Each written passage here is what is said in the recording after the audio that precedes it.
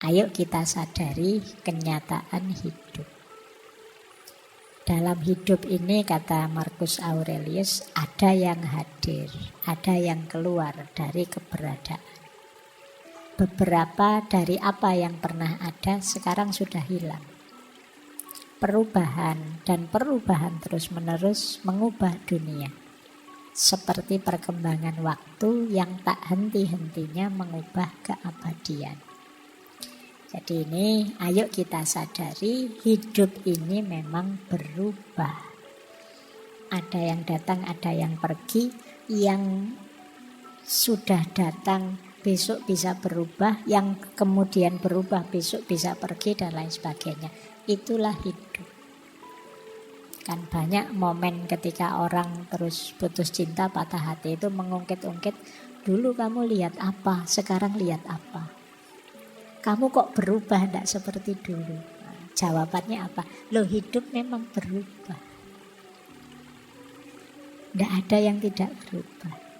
Selalu ada perubahan.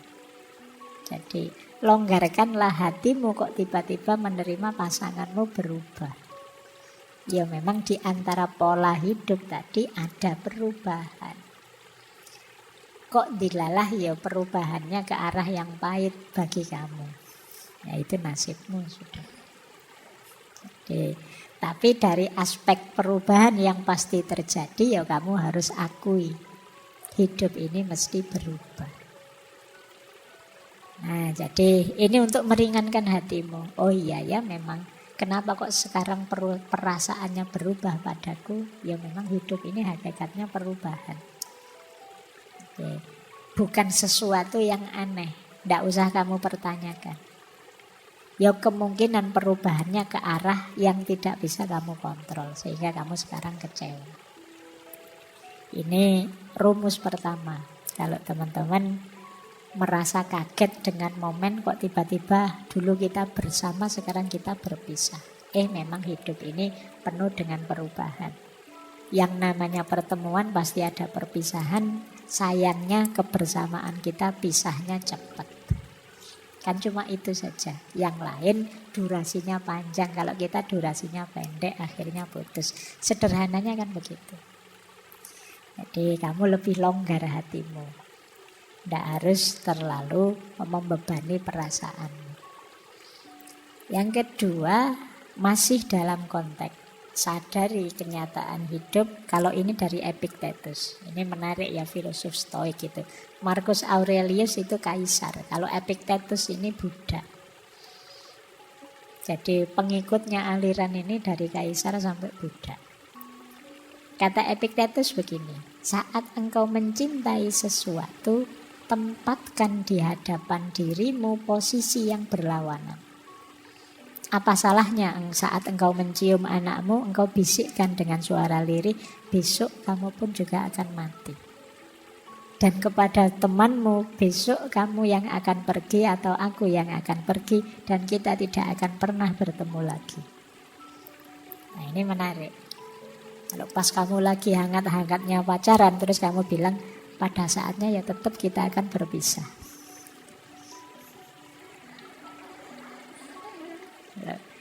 Ini kan sama-sama latihan kuat-kuatan ini. Jadi kita kan selalu kalau sedang begitu kan kita bilangnya kita akan bersama selamanya. Tidak bisa. Mesti kita akan berpisah. Polanya memang sudah begitu.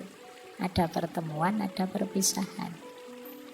Nah, makanya bahkan itu kan contohnya anak-anak sama sahabat. Karena biasanya ini kan paling mengikat kita. Anak itu apalagi. Kalau kita dibilang anak kita besok akan mati, itu kita kan nggak terima rasanya. Tapi ya memang begitu, wong dia manusia. Ini kan persis cerita sufi itu. Suatu ketika ada seorang sufi yang mengunjungi seorang raja. Yang raja ini karena sangat taklim pada sufi ingin belajar. Karena sufi ini tidak bisa lama, raja itu, wahai sufi, saya diajari satu saja wawasan. Yang ini bisa bermanfaat untuk saya, untuk kerajaan saya, untuk semua orang. Nah, terus Sufi ini cuma bilang satu kata. Ya sudah, kalau cuma minta satu wawasan saya bisa lah. Saya beritahu ya, ini hakikat yang paling sejati dalam hidupmu, kata Sufi ini. Apa? Besok anakmu pasti mati. Oh, itu rajanya marah. Sufinya dipukuli, kok bisa kamu disuruh memberi wawasan yang bagus malah mengutuk anakku. Kata si Sufi, loh yang mengutuk siapa? Bukankah anakmu besok mesti mati? Wong dia manusia. Apa ada manusia yang tidak mati? Semua manusia mesti mati. Jadi kebenarannya memang begitu. Terus dikritiklah raja ini oleh si Sufi. Tadi kamu minta kebenaran padaku. Saya beritahu kebenaran kok kamu tidak terima. Telingamu kok tidak kuat. Padahal memang kebenarannya memang begitu. Nah, ini cerita ini sebenarnya untuk mengingatkan kita, kadang-kadang kebenaran itu memang pahit. Tapi kenyataannya memang begitu. Makanya tadi saran pertama, ayo siap. Ayo disadari kenyataan hidup ini.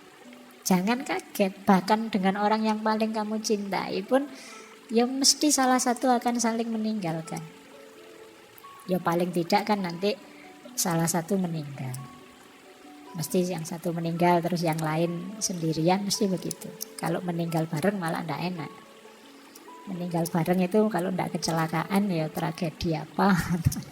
Mending gantian saja. Jadi momennya mesti pahit itu kalau bersama-sama. Dan saling meninggalkan. Baik, itu kenyataan hidup. Makanya yang kedua ini kalau di Epictetus ya tidak ada salahnya loh kalau kamu sambil misalnya memeluk anakmu atau salaman dengan sahabatmu. Sambil kamu sadari, anakku ini ya manusia, besok pada akhirnya ya meninggal mati. Sahabatku ini akrab sih, tapi pada saatnya ya kita berpisah. Entah aku berangkat duluan atau dia berangkat duluan. Nah ini latihan menguatkan batin kita. Ini versinya orang Stoik. Jadi kalau kalian sudah punya kekasih ya sambil berdua disadari. Mungkin kalau ada momen berdua, yuk kita sadari bersama bahwa pada saatnya kita akan berpisah. Tidak boleh protes, memang sunnatullahnya begitu. Yang kedua itu. Yang ketiga, ini masih dari Epictetus. Ini untuk menguatkan kita. Kata Epictetus begini, apa yang engkau cintai bukanlah milikmu. Itu diberikan kepadamu saat ini. Bukannya tidak akan diambil lagi, juga tidak diberikan padamu untuk selama-lamanya. Seperti buah ara. Buah ara itu seperti buah delima. Kalau dalam bahasa Arab namanya buah tin. Rasanya manis. Yang diberikan kepadamu atau seikat buah anggur pada musim tertentu dalam setahun. Jika engkau menginginkan buah ini di musim dingin, engkau bodoh. Jika engkau menginginkan putra atau temanmu ketika dia tidak lagi diizinkan untukmu, tidak lagi jadi jatahmu, engkau harus tahu bahwa engkau seperti orang menginginkan buah ara di musim dingin. Jadi rasa cinta, orang yang kita cintai, peristiwa mencintai, semuanya hakikatnya adalah pemberian, anugerah, dan ada durasinya. Jadi ada waktunya. Kalau memang belum waktunya, ya tidak akan muncul. Kalau sudah habis durasinya, ya tidak akan mampu kita mempertahankannya. Jadi baik rasa cinta maupun yang dicintai maupun peristiwa mencintai itu sendiri segalanya ada waktunya. Kalau di luar waktunya kok kita inginkan ya tidak akan nyampe. Ya Allah, dekatkanlah jodohku. Kalau memang sudah dekat waktunya ketemu ya akan ketemu, kan begitu logikanya. Kalau belum waktunya ketemu ya tidak akan ketemu. Jangan-jangan jodohmu belum lahir misalnya. Kamu minta-minta, kamu berdoa ya tidak ketemu-ketemu. Kok lama sekali tidak ketemu ya Allah, ya jodohmu belum lahir. Jadi cintamu bukan milikmu. Cinta itu sendiri kan juga pemberian. Termasuk yang sulit kita kontrol, bukan bagian dari kontrol kita, itu cinta. Kita kan tidak bisa merancang, saya harus mencintai dia sajalah, tidak usah mencintai, itu kita tidak bisa. Rasa cinta itu muncul tiba-tiba. Kadang-kadang tidak kita prediksi. Loh, saya itu bareng sama dia sejak semester 1 sampai semester 7. Ketika nggarap skripsi baru ada rasa pada dia. Kok tidak kemarin-kemarin? Ya karena itu anugerah dari Allah. Jadi tidak bisa kita rencanakan. Saya pengennya jatuh cinta dengan yang dekat-dekat rumah sajalah biar tidak high cost misalnya. Kan tidak bisa. Gitu loh. Ya jatuhnya pada dia, anugerahnya Allah, hubungannya dengan dia, dengan durasi waktu tertentu pada waktu tertentu. Maka kata Epictetus, ya segalanya ada waktunya. Kok ternyata kita ditakdir berpisah, mungkin memang waktunya sudah habis. Durasinya sudah selesai. Nah, ini untuk menguatkan kita ya. Jadi kalau kamu nanti patah hati ya, jangan-jangan ini durasinya memang sudah selesai. Jadi biar nggak terlalu sedih lagi. Apa-apa itu ada siklus, ada polanya.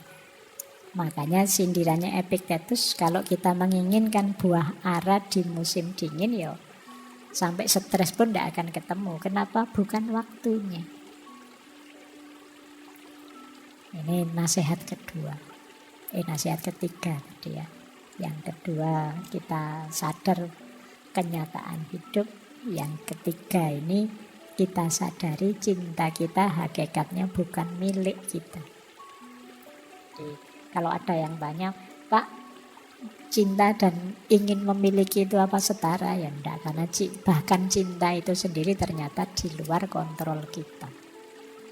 Makanya kalau dalam dunia tasawuf, mahabbah itu bagian dari ahwal. Ahwal itu anugerahnya Allah. Rasa cinta pada Allah itu ya hakikatnya anugerahnya Allah sendiri. Batin kita itu tidak bisa. Orang itu dipaksa mukul bisa, dipaksa mencintai tidak bisa. Mbok kamu cinta padaku dong. Ini kalau memang tidak cinta ya tidak cinta. Karena rasa itu muncul ya bagian dari anugerahnya Tuhan. Makanya ada kalimat cinta itu anugerah. Baik, ini nasihat selanjutnya. Ada lagi nasihat. Ini mirip tadi ya, antara yang dalam kontrol dan di luar kontrol. Kebahagiaan dan kebebasan, masih kata Epictetus, dimulai dengan pemahaman yang jelas tentang satu prinsip. Beberapa hal berada dalam kendali kita dan beberapa tidak. Berarti di luar kendali kita. Hanya setelah kita pahami aturan mendasar ini dan belajar membedakan antara apa yang kita bisa dan tidak bisa kita kendalikan, ketenangan batin dan keefektifan hidup menjadi mungkin. Ini tadi sudah dijelaskan ya, bahwa ada kunci penting dalam hidup ini. Kita harus sadar mana yang dalam kuasa kita, mana yang di luar kuasa kita.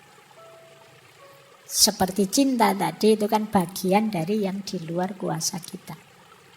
Mana cintamu yang kemarin? Sudah diambil sama yang punya cinta, sekarang ganti cinta ke yang lain. Bisa saja begitu momennya. Tapi memang perasaannya orang lain di luar kuasa kita. Kalau kita menyedihi itu atau menggalaui itu, ada enggak ya bahasa Indonesia menggalaui itu? Berarti kita ya akan kesulitan keluar dari rasa sedih. Karena ini, karena apa? Tidak ada jalan keluarnya, karena di luar kuasa kita. Apalagi urusan perasaan. Seperti saya jelaskan tadi ya, kalau urusan perasaan tidak bisa dipaksa. Kalau kita merasa sedih itu kan orang bilang, Mbok jangan sedih. Lah ini sudah sedih. Kok tidak boleh sedih? Wong ini rasa. Mbok jangan tersinggung, gitu aja tersinggung. Lah saya sudah tersinggung ini. Jadi sulit rasa itu diatur seperti kita ngatur yang dalam kontrol kita. Jadi ini kunci hidup bahagia. Kita harus tahu mana yang ada dalam kontrol kita, mana yang di luar kontrol kita. Kita tidak mungkin ngontrol tangannya para netizen untuk ngomong jelek-jelek. Tapi kita masih bisa ngontrol tangan kita untuk bisa posting yang baik-baik saja. Kalau kita sedih dengan yang di luar kontrol kita, wah netizen ini kok gitu ya sekarang isinya. Ya kita akan sedih, galau dan kesulitan sendiri. Karena di luar kontrol kita ya sudah, itu di luar kontrol saya. Yang bisa saya kontrol apa? Tanganku sendiri. Nah, ini penting biar kita bahagia, karena sekarang banyak orang yang sedih tanpa alasan gara-gara rajin baca medsos. Begitu baca medsos darah tingginya naik. Mbok ya tadi ndak usah baca yang seneng-seneng saja. Baik. Nah, kita lanjutkan. Ini masih tentang yang di luar kuasamu. Kata Epictetus lagi, ini sering dikutip orang. Jangan mengharapkan segalanya terjadi sesuai yang engkau inginkan, namun terimalah segala yang terjadi. Maka hidupmu akan tenang. Ini rumusnya sederhana. Kita akan sering menginginkan banyak hal dalam hidup ini. Nah, kalau menginginkan ini sambil kita kasih tanda petik, semoga, insya Allah dan lain sebagainya, kita lebih tenang. Tapi kalau kita memastikan yang kita inginkan harus terjadi, ya kita akan lebih banyak stres. Ada lagi yang lebih menenangkan apa? Kita terima segala yang sudah terjadi. Ini lebih menenangkan. Ya kenyataannya saya ditolak, kenyataannya saya diputus, mau gimana lagi saya terima. Itu lebih menenangkan. Yang paling tidak menenangkan, kita tidak terima dengan yang sudah terjadi. Ini stres double-double kamu. Wong sudah jelas kenyataannya pahit, kamu tidak mau ngakui bahwa itu pahit. Nah itu sulit sudah. Kayak kamu minum jamu, pahit enggak? Enggak kok, saya kuat. Ya wes, orang enggak akan. Ya kalau pahit bilang saja pahit. Kalau memang sulit bilang saja sulit, enggak masalah. Terima saja, akui saja. Ya tinggal kamu tata ke depannya segala yang ada dalam kontrolmu. Kan cuma itu saja. Yang di luar kontrolmu ya dipasrahkan saja. Ini lebih menenangkan. Jadi kalau kita ingin tenang, memang rumusnya ya harus tahu yang dalam kontrol dan yang di luar kontrol. Ada lagi, sekarang geser ke Marcus Aurelius. Dia bilang begini. Ini kendalikan pikiran. Jangan biarkan pikiranmu tentang keseluruhan hidupmu menghancurkanmu. Jangan isi pikiranmu dengan segala hal buruk yang mungkin masih akan terjadi. Tetap fokus pada situasi saat ini dan tanyakan pada diri sendiri mengapa begitu tak tertahankan dan rasanya tidak dapat bertahan. Ini saat kita sedang pahit ya, sedang mengalami sisi-sisi gelap hidup. Jadi ayo pikirannya tetap positif. Maknailah segala kepahitan yang kita hadapi dengan makna yang tidak menghancurkan kita sendiri. Faktanya sebenarnya kita hanya ditinggal oleh yang kita cintai. Kita hanya patah hati, kita hanya putus. Anggap saja itu satu babak, satu sisi, satu skenario, satu adegan dari hidup kita, bukan keseluruhannya. Kita itu sering kalau mengalami sesuatu, kita maknai sesuatu yang sebenarnya hanya bagian kecil dari hidup kita, seolah-olah itu keseluruhan hidup kita. Ditinggal orang yang kamu cintai itu kan satu bagian, satu sisi dari hidupmu. Masih banyak orang lain yang mencintaimu, masih banyak cerita lain dalam hidupmu, masih banyak dimensi lain dalam hidupmu. Ada mahasiswa yang begitu galaunya karena mata kuliahnya dapat nilai D. Tiap hari dosennya di WA, Pak, salah saya apa Pak, dapat nilai D. Jadi seolah-olah hidupnya jadi gelap karena satu nilai itu. Seolah-olah keseluruhan dunianya runtuh hanya karena satu nilai itu. Padahal masih banyak sisi hidupmu yang lain. Ini yang sering kita lupakan. Kita tidak bisa mengendalikan pikiran kita sendiri. Nah, Marcus Aurelius ini menasehati kita, yuk, ya tetap sambil kita berintrospeksi salahnya di mana, kurangnya di mana, tidak pasnya di mana. Tapi ini hanya satu bagian saja, satu episode saja dalam hidup kita. Masih banyak episode-episode yang lain. Hidup kita ini kan episodenya tidak terhitung. Kalau drama Korea paling 16. Ya. Sekarang ada yang 12, ada yang 8. Oke ya. Tapi hidup kita episodenya banyak, tidak terhitung. Tidak usah khawatir kok. Wong ya episode ini sudah banyak sekali, kadang-kadang masih ada season 1, season 2 loh, masih panjang. Tidak usah terlalu galau kalau gagal di episode ini, masih ada episode selanjutnya kok. Hidup kita masih berjalan, masih panjang. Ayo mengendalikan pikiran. Jangan hanya karena satu hal, keseluruhan hidup kita runtuhkan. Nanti kita jadinya menyesal. Potensi hidup kita itu luas, tidak hanya di situ. Nah ini penting, makanya sisi mengendalikan pikiran. Masih ada lagi tentang mengendalikan pikiran, kata Marcus, kebahagiaan hidupmu tergantung pada kualitas pikiranmu. Oleh karena itu, jagalah sebagaimana mestinya dan berhati-hatilah agar engkau tidak memiliki pikiran yang tidak sesuai dengan kebajikan dan kewajaran. Tidak usah mikir aneh-aneh, maknai saja secara positif dan manfaat, secara bijak dan wajar saja. Jangan terlalu berlebihan. Wajar saja, sedih iya, agak stres iya, bau-bau depresi iya. Tapi ya dinikmati saja, ya pada saatnya ada momen ketika kita harus bangkit lagi. Wong yo episodenya bisa ganti. Lanjut hidup. Jadi ayo kita kontrol. Kenapa kok mengendalikan pikiran ini penting? Karena hidup kita kuncinya di pikiran.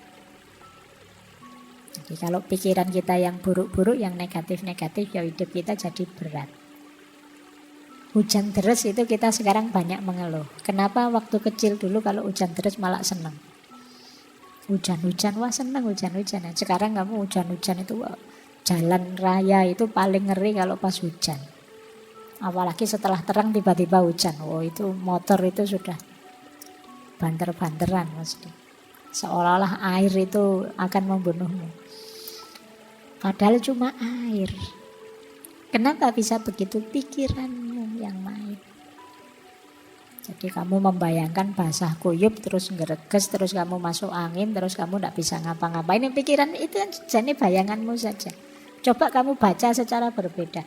Asik ya hujan-hujan gini, seger ya hujan-hujan ini, kan beda. Kamu di lampu merah dibel orang dari belakang. Itu kan kamu terus misuh-misuh. Orang kok tidak telaten, orang kok, karena kamu membaca bel din itu bel yang memburu-buru kamu. Padahal kalau kamu baca secara berbeda kan mungkin kamu tidak jadi marah. Ketika orang ngebel di belakangmu, coba kamu baca, wah orang di belakang itu sayang sekali padaku ya. Dia mengingatkanku untuk waspada, kalau memang lampunya nyala suruh jalan. Kamu noleh bisa terima kasih pada dia. Jadi terima kasih loh ya, saya dibel diingatkan untuk waspada. Ya karena kamu membacanya negatif, kamu nganggap dia, wah menyusu-nyusu kamu kan, kamu terus nganggapnya orang kok ndak sabaran, wong masih merah kok mas ngebel-ngebel. Cara membacamu mungkin salah. Nah ini pentingnya pikiran. Jadi pemaknaan yang ada di pikiranmu itu menentukan sikapmu terhadap hidupmu. Baik, ya setelah pikiran terkendali, kendalikan dirimu. Apapun yang harus dilakukan, apapun yang dilakukan dan dikatakan orang, aku tetap harus menjadi zamrud dan mempertahankan warnaku, kata Markus. Sepahit apapun hidup, sejatuh apapun aku tetap harus jadi orang baik. Ini maksudnya. Jadi ayo mengendalikan diri. Jangan karena alasan kecewa, alasan menyesal, alasan patah hati, terus kita mengubah corak kita. Yang semula orang sabar jadi orang ngamuan, yang semula orang baik sekarang jadi orang yang cuek dan seterusnya. Berarti kita berubah warna. Berarti kita terpengaruh. Kalau bisa ya kita tetap menjadi zamrud dan mempertahankan warna kita. Ini mengendalikan diri kita. Nah, terus Marcus Aurelius kemudian menasehati kita. Rintangan dalam hidup itu hakikatnya adalah jalan. Meskipun benar bahwa seseorang dapat menghalangi tindakan kita, mereka tidak dapat menghalangi niat dan sikap kita yang memiliki kekuatan untuk berubah dan dapat beradaptasi. Karena pikiran menyesuaikan dan mengubah hambatan apapun menjadi sarana untuk mencapainya. Apa yang merupakan penghalang tindakan diubah menjadi jembatan bagi tindakan. Hambatan menjadi petunjuk jalan. Jadi ini menurut saya lagi-lagi cara membaca. Kamu tidak terhalang. Hanya saja ada tantangan untuk dilewati. Jadi halangan itu jangan kamu baca sebagai rintangan. Baca saja sebagai tantangan yang harus kamu taklukkan. Pak, saya cinta dia, Pak. Tapi orang tuanya kok enggak setuju, Pak. Alhamdulillah orang tuanya masih sadar. Enggak.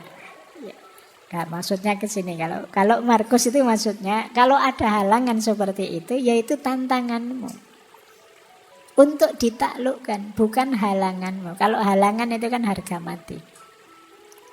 Cintaku terhalang, selesai. Tapi kalau cintaku mendapat tantangan harus ditaklukkan. Ya gimana caranya orang tuanya terus jadi suka padamu dan setuju. Jadi rintangan hakikatnya adalah jalan. Bacalah rintangan itu sebagai jembatan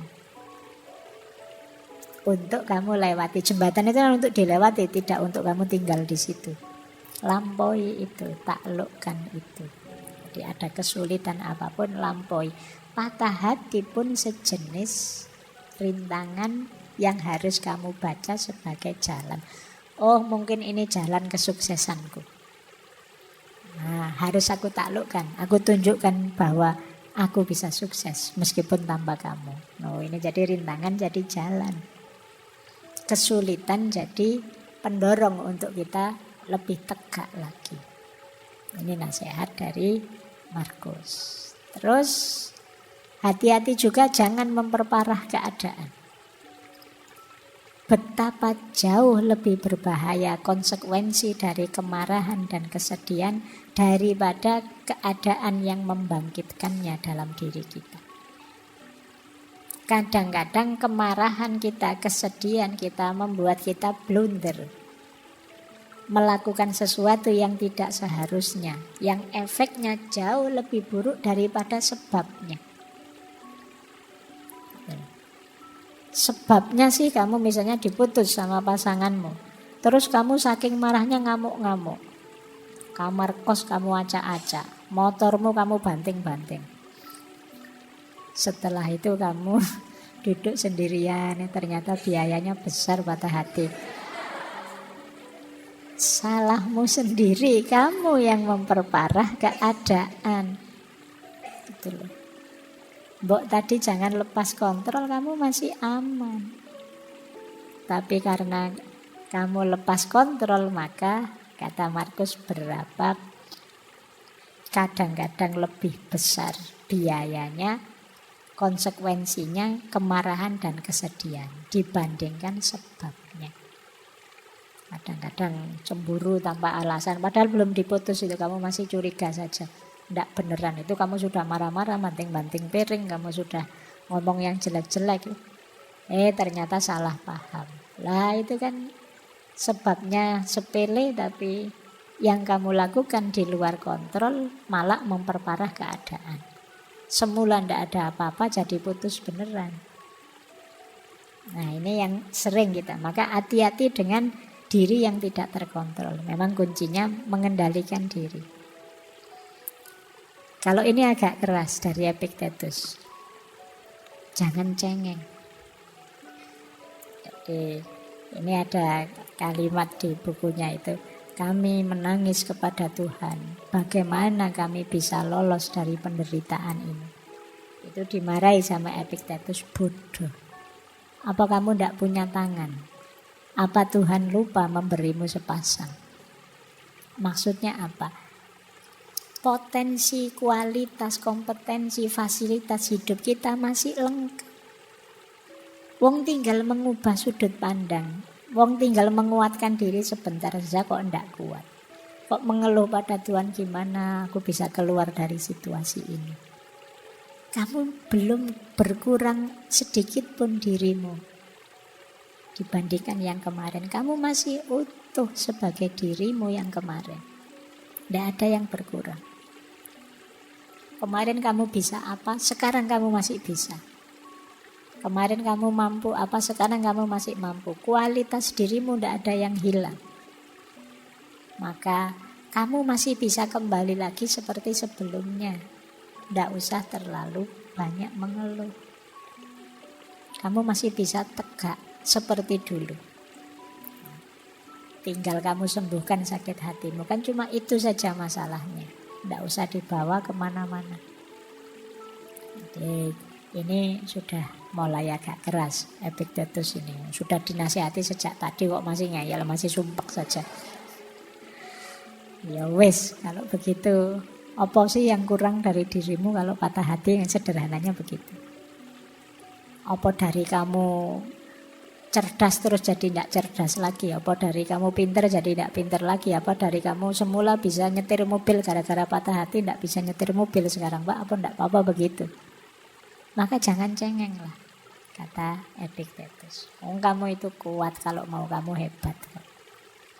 Hanya saja ketika kamu cengeng, terlalu manja, ya kamu lama tidak bangkit-bangkit, tidak move on. Ayo bangkit. Bila perlu ini ditambahi oleh Markus, jangan malu minta bantuan. Tidak apa-apa. Kalau butuh teman ngobrol, teman curhat, di sekelilingmu banyak. Kamu tinggal milih. Kok diputus pasanganmu, tidak usah khawatir. Di sekelilingmu banyak yang bisa kamu sandari. Temanmu, sahabatmu, atau kamu cari yang lain juga insya Allah ada. Asal kamu tidak menutup diri. Jangan malu bertanya. Kata Markus begini, jangan malu saat membutuhkan bantuan. Engkau memiliki kewajiban untuk dipenuhi seperti seorang prajurit di tembok pertempuran. Jadi bagaimana jika engkau terluka dan tidak bisa memanjat tanpa bantuan prajurit yang lain? Jadi manfaatkanlah teman sekelilingmu, orang-orang yang mencintaimu di sekelilingmu sebagai sandaran. Tidak masalah. Jangan malu. Jangan gengsi. Patah hati bukan aib, bukan dosa. Tidak apa-apa. Jadi biasa saja. Itulah dinamikanya orang hidup, kan memahaminya begitu. Hidup itu naik turun seperti itu. Terus, nah ini lanjutannya. Ini kalau masih tidak sembuh-sembuh. Sakit hatinya. Kenapa kok sakit sekali? Nah, itu terus disindir oleh Marcus Aurelius. Saat engkau tersiksa oleh sesuatu dari luar dirimu, rasa sakit itu sebenarnya bukan dari sesuatu itu sendiri, namun dari anggapanmu terhadapnya. Dan engkau memiliki kekuatan untuk mencabutnya kapanpun engkau mau. Tolaklah rasa sakit itu dan rasa sakit itu akan lenyap. Dimarahi sekarang sama Marcus Aurelius. Kok kamu mau bersakit-sakit lama? Sakit atau tidak sakit itu kan tergantung dirimu. Apalagi sakit hati, bukan sakit fisik. Itu kuncinya ada di kita. Ada teman yang secara sengaja ngomong nyelekit biar kita tersinggung. Itu tersinggung atau tidak itu kan bisa kita atur. Loh, kamu melecehkan aku ya? Andalah aku tidak tersinggung kok. Oh itu tambah mangkel itu yang melecehkan. Kenapa? Sakit dan tidak sakit ada dalam diri kita. Kita terima atau tidak. Kalau tidak kita terima ya sudah. Beres. Jadi kalau kamu bilang, wah kok rasanya sesakit ini? Ya sudah, kamu singkirkan rasa sakit itu. Kamu bergeraklah maju lagi, move on lagi. Jadi kalau ada yang mengeluh begitu, dalilnya pakai Marcus Aurelius ini. Sakit sekali tapi Pak rasanya ya enggak apa-apa. Atau mengeluhkan pasanganmu. Kenapa kok dia jahat sekali? Kok dia mengingkari janjinya? Kok dia setega itu dan seterusnya. Lagi-lagi dibantu Marcus untuk menjawabnya. Saat engkau sedang melawan orang yang tidak tahu malu, tanyakan pada dirimu hal ini. Apakah mungkin di dunia ini bersih dari tindakan tidak tahu malu? Ya tidak. Maka jangan mengharapkan sesuatu yang tidak mungkin. Selalu ada orang yang tidak punya malu di dunia dan orang ini adalah salah satunya. Nah, itu untuk menenteramkanmu ya. Jadi hal yang sama lakukanlah untuk orang yang jahat. Orang yang tidak dapat dipercaya atau orang yang rendah moralnya. Mengingat bahwa di seluruh dunia ini pasti ada beda-beda kelas moralnya manusia, akan lebih membuatmu toleran terhadap penghuninya. Jadi kalau kamu merasa dia kok jahat sekali padaku, dia kok begitu teganya padaku, kamu sadarilah, oh iya ya memang manusia itu yang macam-macam. Memang ada yang tipe kayak dia itu. Itu akan lebih menenteramkanmu. Jadi tidak mungkin di dunia ini orangnya tulus, semua orangnya baik, semua selalu ada orang-orang tertentu yang jahat, yang buruk, yang tidak tahu malu dan lain sebagainya. Ini lebih menenangkan kita. Jadi kadang-kadang kan kita protes, kok kamu bisa jahat padaku? Ya memang mungkin dia tipe yang begitu. Nah ini jawabannya kalau ada yang tanya, kenapa kok dia jahat sekali? Nah, lanjutannya. Lah terus dia sudah mengecewakanku, dia sudah menyusahkanku. Aku sekarang harus bagaimana setelah putus? Nah, ini sebenarnya pembahasan lebih menarik itu setelah putus terus harus bagaimana? Bukan bagaimana rasanya putus. Kalau menurut Marcus begini. Merasa sayang kepada orang lain meskipun mereka melakukan banyak kesalahan adalah sifat uniknya manusia. Engkau dapat melakukannya cukup dengan mengakui bahwa mereka juga manusia.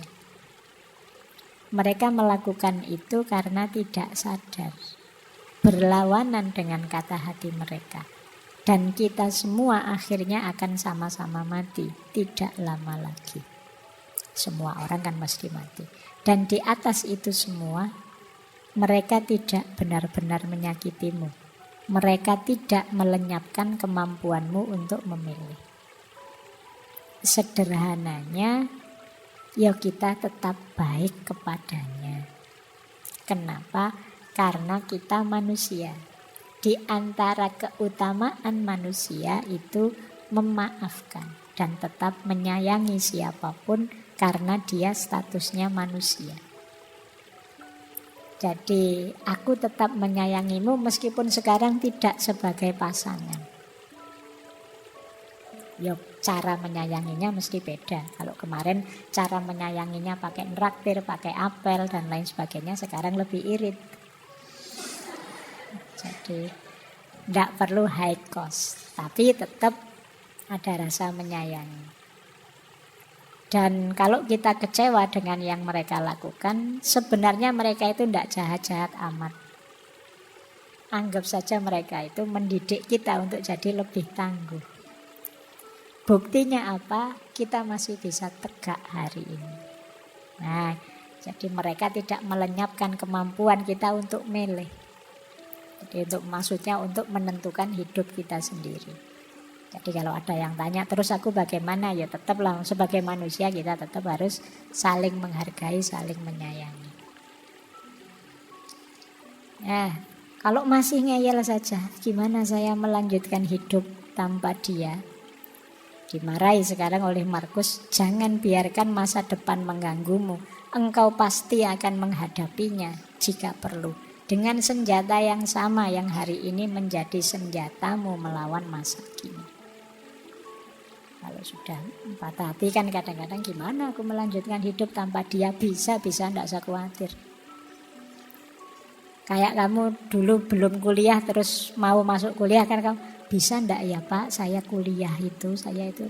Ternyata dijalani ya bisa, bahkan sekarang ya enggak blek. Jadi ternyata bisa, kamu membayangkan mungkin yang baru menikah dulu mikirnya panjang gimana menikah itu, saya enggak bisa ini, enggak bisa itu. Dijalani ya ternyata ya bisa. Merantau keluar kota selama ini bareng orang tua terus, sekarang kuliahnya di Jogja sendirian. Mungkin awalnya kamu mikir bisa enggak ya aku hidup sendirian. Oh buktinya sekarang bisa. Jadi bahkan kalau disuruh pulang kampung sekarang agak males-malesan. Khawatir ditanya lulusnya kapan. Bisa kok. Kata Markus, dengan alat yang sama yang kamu miliki, dengan cara berpikir yang sama, dengan gaya hidup yang sama, kamu terbukti bisa menaklukkan apapun dalam hidupmu. Apalagi ini, hanya sekedar ditinggal pasangan. Nah, jadi kata Markus, bisa lah. Dengan senjata yang sama yang selama ini engkau miliki. Masih ada, ini yang terakhir. Terus aku dapat apa dari semua yang selama ini aku alami berdua? Ada yang paling penting yang kamu dapat, yaitu pelajaran pendidikan diri. Kata Markus, jika ada sesuatu yang menghalangimu untuk mencapai tujuan tepat waktu, itu adalah kesempatan untuk melatih kesabaran. Jika seseorang menyakitimu, itu adalah kesempatan untuk berlatih memaafkan. Jika ada sesuatu yang sulit merintangimu, itu adalah kesempatan untuk menjadi lebih kuat. Jadi kesulitan apapun, bencana apapun, musibah apapun, kepedihan apapun, hakikatnya adalah medan latihan untuk meningkatkan kualitas diri kita. Apapun itu. Pinter-pinterlah mengambil hikmah, mengambil pelajaran dari apa yang kita alami dalam hidup, termasuk kepahitan-kepahitan hidup yang kita rasakan. Disinilah nanti kita tidak akan menyesali kepahitan-kepahitan hidup yang kita alami, karena ternyata dia jadi sekolahan kita. Jadi dia jadi lembaga pendidikan kita. Jadi lulusan patah hati itu hatinya kuat tangguh. Nah, kita dapat pelajaran berharga dari situ. Ya, jadi kan ada yang alumni patah hati, ada yang alumni dapat nilai E, ada yang alumni kantongnya kempes terus, ada yang alumni itu kesulitan hidup kita kan seputar itu. Nah, kalau kita lulus dari situ, kita jadi manusia yang lebih tangguh. Bandingkan dengan orang yang hidupnya mulus, terus tidak pernah susah. Secara kepribadian, dia tidak akan tangguh. Makanya kalau kalian sering ikut lomba-lomba, bagi saya lebih berharga kalau kamu kalah, karena kamu latihan mentalmu. Kalau menang itu gampang secara mental, tapi kalah itu berat. Nah, kalau kamu terlatih kalah itu enak. Biasa kalah. Tapi kalau menang, alhamdulillah menang. Loh, yang sering membuat kita lepas kendali itu kan ketika kita kalah. Tapi kalau kita sudah tangguh di situ, apa sih kepahitan hidup yang harus saya alami? Yang paling pahit toh sudah saya alami. Kamu semakin tangguh. Kenapa? Karena kepahitanmu selama ini jadi mata pelajaran yang membuatmu keluar dari situ jadi lebih tangguh. Nah, ayo yang alami patah hati juga begitu. Jadikan momen patah hati ini sebagai sekolahan. Kalau kata Ki Hajar itu kan setiap tempat adalah sekolah, ya berarti setiap patah hati adalah pelajaran. Yang di situ kita belajar jadi manusia yang lebih tangguh, lebih sadar, lebih berkualitas.